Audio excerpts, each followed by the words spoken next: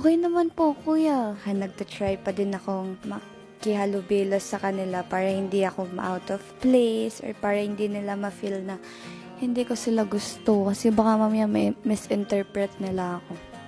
Yung naging task nyo ngayong araw ay isang bagay na alam kong malapit sa buhay mo. Opo kuya. Kwentuhan mo nga ako. 16 po ako. Nagsimula pa ako mag-content creator. Hindi ko naman ina-expect na magugustuhan ako ng tao kasi hindi naman kagusto-gusto yung ugali ko ng ibang tao. Like, grabe one judge talaga yung ibang tao.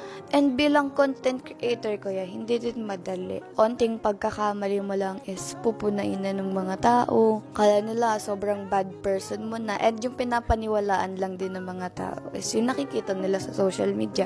Pero at the same time, masaya din maging content creator kasi minsan nakapag-provide ka na sa family mo, napoprovide mo na din yung sarili mo. Ano nga bang nag-udyok sa'yo para maging content creator? Nung bata talaga ako, naranasan talaga namin kuya yung hirap sa buhay. Porket ganto yung itsura ko is talagang yayamanin. No, hindi kuya. Like, yung mami ko lagi pa nangungutang sa tindahan para lang may makain. Mabot kami sa point na asin na lang yung ulam, ganon. Kaya siguro ko pinush yung sarili ko para hindi na maulit yung mga ganong pangyayari sa buhay namin. Especially, ayoko nahirapan yung mami ko. Hala kuya, naiiyak ako. Hindi, tama to.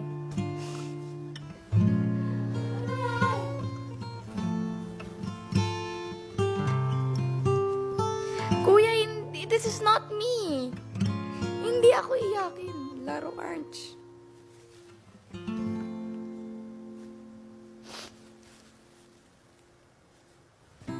Si daddy, ayaw niya talagang pagtrabahoin si mami. So, sa pagkabida-bida ni Bakala, siya yung nagpo-provide sa amin mula bata kami. Kulang talaga. Hindi naman porket Amerikano yung tatay is mayaman. Bata ka pa lang pala, sanay ka na sa mga maling akala ng mga tao.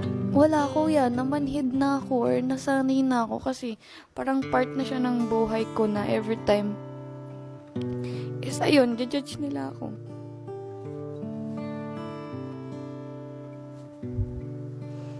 Kuya, naiiyak talaga ako laro. And doon sa siguro magti 3 years or 4 years, hindi siya madali. Madaming judgment, mga depressed moment, gawa ng mga sinasabi ng tao, ganun. Ano na ang mga naidudulot sa iyo sa pagiging content creator?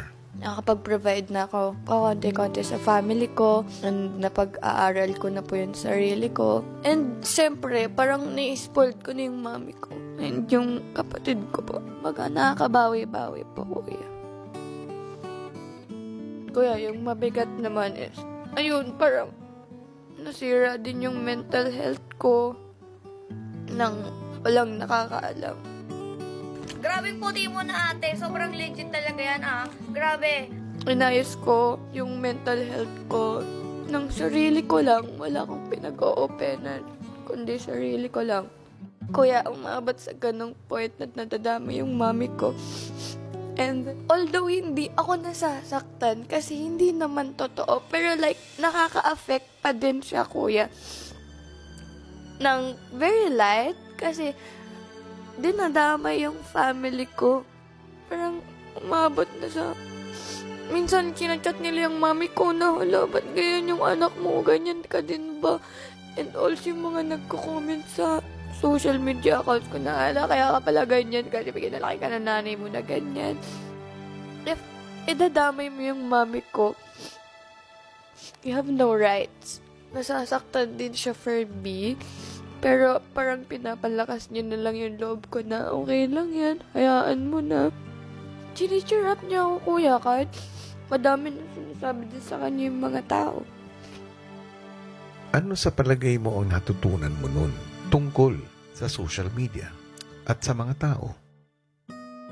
Huwag masyadong mag-broadcast ng life mo kasi pag nagkamali ka, babalikan nila lahat yon, and then ano-ano sasabihin sa'yo, like kahit private life mo, papakilaman na. Buti na lang, masayahin ka.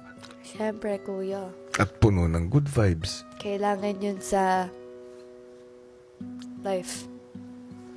Kailangan everyday kang nakasmile. Kahit may sakit ka, baka ngumiti ka.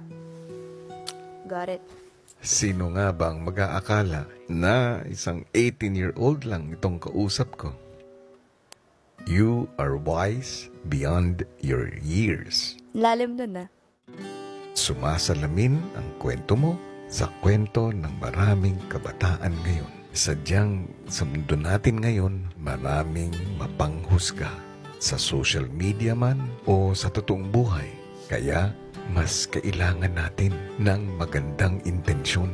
Tanging ang damdamin natin ang magdadala sa atin sa katotohanan.